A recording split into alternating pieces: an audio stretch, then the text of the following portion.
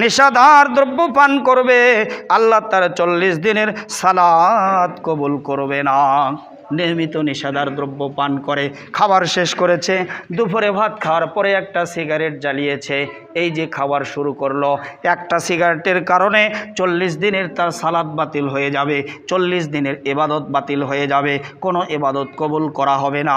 যদি লোকটি তওবা করে, আল্লাহ পাক তার তওবা কবুল করবেন এবং তাকে আবার সুযোগ দিবেন যে তওবা কবুল করা হয়েছে, ইবাদত করছো, কবুল হবে। আবার একটা হাকিমপুরি জর্দা দিয়ে পান খেয়েছে, তার ইবাদত আবার বন্ধ হয়ে যাবে, সালাত বন্ধ হবে, সিয়াম বন্ধ হবে, তার যাবতীয় ইবাদত বন্ধ হয়ে যাবে। শুধুমাত্র হারাম ভক্ষণ করার কারণে তার ইবাদতগুলি বন্ধ হয়ে যাবে। এই কারণে লোকটি আবার তওবা করলে তওবা কবুল করা হবে। তওবাবিহীন অবস্থায় মারা গেলে লোকটি জাহান্নামে চলে যাবে, ওই লোকটি জান্নাতে আসার আর কোনো সুযোগ থাকবে না। তওবাবিহীন অবস্থায় লোকটি যদি মারা যায় তাহলে অবশ্যই লোকটি জাহান্নামে চলে যাবে।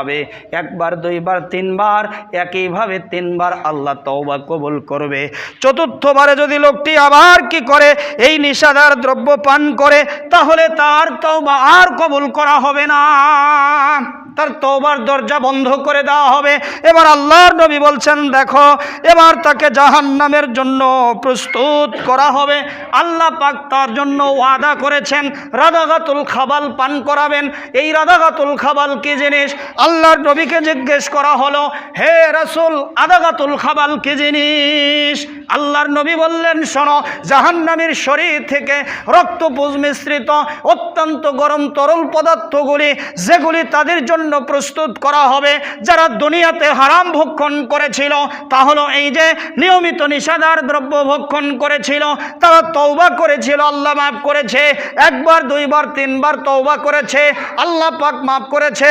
কিন্তু চতুর্থবারে যখন তওবা করবে, আল্লাহ পাক তার তওবা ফিরিয়ে দিবেন, আর তার তওবা কবুল করা হবে না এবং তার জন্য রাদাগাতুল খাবাল প্রস্তুত করা হবে। ওই ব্যক্তিকে পান করানো হবে জাহান্নামের শরীর থেকে রক্তপুঞ্জ মিশ্রিত একেবারে গরম তরল পদার্থগুলি, যেগুলি তাদেরকে পান করানো হবে। খাওয়ার সাথে সাথে তাদের শরীরে, তাদের পেটের মধ্যে যত নাড়ি ভুঁড়ি আছে সবগুলি পিছনের রাস্তা দিয়ে বের হয়ে যাবে। এত ভয়াবহ খাবার তাদেরকে দেওয়া হবে। একটা অপরাধ, তা হলো এই যে দুনিয়াতে সিগারেট খেয়েছিল, বিড়ি খেয়েছিল, জর্দা খেয়েছিল, আলাপাতা খেয়েছিল, গুল মেখেছিল, মদ খেয়েছিল, যেগুলি ভালো ছিল, ফলের রস যেগুলি টাটকা ছিল সেগুলি হারাম, হালাল ছিল। আবার ওই একই ফল যদি পচে যায়, গন্ধ হয়, তখন ওই পচা ফলগুলি খেলে তার জন্য হারাম হয়। এমন কিছু পদার্থ আছে যেগুলি পচা ফলের রস দিয়ে তৈরি করা হয়। যেই পান্তা ভাতগুলি ভালো ছিল, খাবার টাটকা ছিল, তখন খাওয়া হালাল ছিল, যখনই পচে নষ্ট হয়ে যায়, এইগুলি দিয়ে যখন চোয়ানি তৈরি করবে তখন সেটা তোমার জন্য হারাম। আর এই হারাম ভক্ষণ করার কারণেই তোমাকে জাহান্নামীদের শরীর থেকে রক্তপুঞ্জ মিশ্রিত অত্যন্ত গরম তরল পদার্থ, যেগুলি তোমাকে বিচারের মাঠে পান করা হবে, যেগুলি খাওয়ার পরে তোমাকে জাহান্নামের জন্য একেবারে নির্ধারণ করে দেওয়া হবে স্থান। তাই আমরা চেষ্টা করব জাহান্নামে যাওয়ার জন্য। দুনিয়াতে এই খাবারগুলি যারা ভক্ষণ করি, দুনিয়াতে যারা এই খাবারগুলি বেশি পছন্দ করি, তাদের জন্য সবচেয়ে আফসোস হবে, তা হলো এই যে এই খাবারগুলি দিয়ে তোমার শরীরে কোনো উপকার হয় না, এই খাবারগুলি দিয়ে তোমার শরীরের কোনো উপকার হয় না, তোমার দুনিয়াতে কোনো কল্যাণ নেই। দুনিয়াতে বড় রোগের কারণ, মৃত্যুর পরে জাহান্নামে যাওয়ার কারণ যদি তৈরি করতে চাও, তাহলে এই খাবারগুলি খেতে থাকো, কোনো আপত্তি নেই। এবার আসেন আমরা ছোট্ট একটি হাদিসের আলোচনা করি। সেটি হল হযরতে মুআজ বিন জাবাল রাদিয়াল্লাহু থেকে বর্ণিত। তিনি বলেন, রাসূলুল্লাহ সাল্লাল্লাহু আলাইহি ওয়াসাল্লাম বলেছেন, ইসলামের সূচনা হয়েছিল রাজত্ব এবং শুরু হয়েছিল নবী দয়া দ্বারা, আর রাজত্ব আসবে খেলাফত এবং রহমত দ্বারা। তারপরে অত্যাচারী শাসকের যুগ আসবে, তারপরে আসবে তা হলো কঠোরতা ও শৃঙ্খলতা, বিপর্যয় সৃষ্টিকারীর যুগ। এজন্য অত্যাচারী শাসকরা অত্যাচারী শাসকরা রেশমি কাপড় পরিধান করা বৈধ মনে করবে, নারীদের লজ্জাস্থান উপভোগ করা তারা বৈধ মনে করবে, এগুলি নেতাদের বৈশিষ্ট্য হবে। তারা মদ পান করাকে বৈধ মনে করবে। শুধু তাই নয়, যাবতীয় হারাম ভক্ষণ করবে আর মনে করবে এগুলি আমাদের জন্যই তৈরি করা হয়েছে। অতঃপর তাদের প্রচুর রুজি দেওয়া হবে, তাদের টাকার অভাব থাকবে না, তাদের খাবারের অভাব থাকবে না, পর্যাপ্ত খাবার নষ্ট করবে, টাকা শেষ হবে না, এগুলি তারা উপভোগ করবে ওই সমস্ত নেতারা। কিন্তু তাদের জন্য আল্লাহর পক্ষ থেকে কোনো সাহায্যকারী থাকবে না। অবশেষে এই পাপের মধ্যে লিপ্ত থেকে আল্লাহর সম্মুখে তাদেরকে উপস্থিত হতে হবে।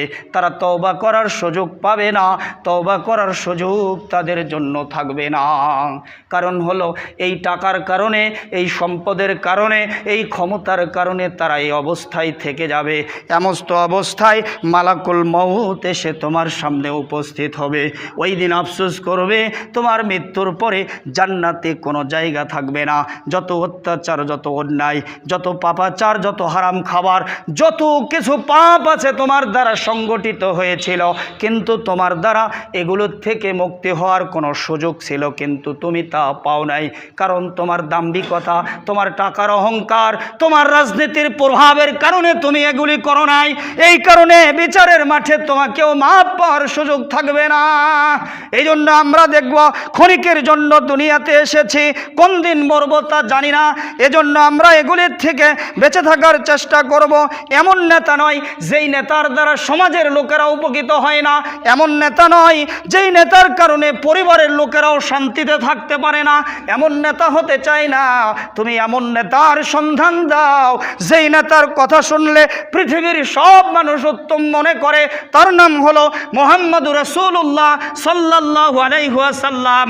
সেই নেতার আদর্শ যদি আমাদের জীবনে বাস্তবায়ন করি তাহলেই মাত্র আমরা পরকালে মুক্তি পাব।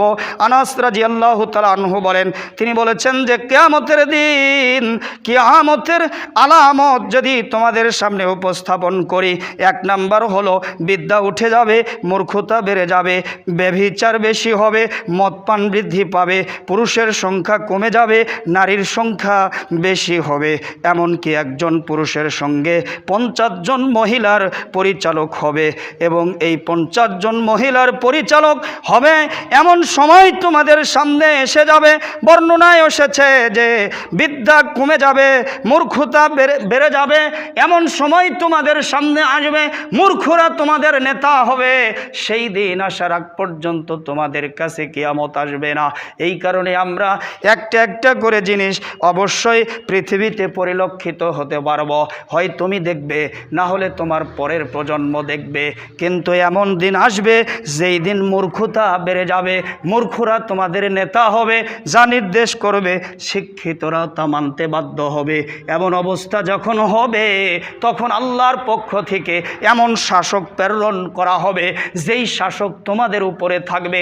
এমন শাসকের আইন এমনভাবে প্রয়োগ করা হবে মানুষের কাছে প্রয়োজনীয় জিনিসপত্র কিনা কষ্টকর হয়ে যাবে। শাসকের কারণে তারা শাস্তি পাবে। এমন সময় তাদের কাছে আসবে, কিয়ামতের আগেই তোমাদের এই বিষয়গুলি কিয়ামতের আগেই তোমাদের কাছে চলে আসবে। আল্লাহ পাক তোমাদেরকে শাসক দিয়ে শাস্তি দিবে, তোমাদেরকে নেতা দিয়ে শাস্তি দিবে। যেই নেতা ন্যায় বিচার করবে না, টাকা খেয়ে অন্যায় বিচার করে চলে যাবে, এমন নেতার আবির্ভাব সমাজে হবে, এমন নেতার আবির্ভাব হবে। সেই দিন না আসা পর্যন্ত কিয়ামত সংগঠিত হবে না। পরিশেষে আপনাদেরকে যেটি জানাবো সেটি হলো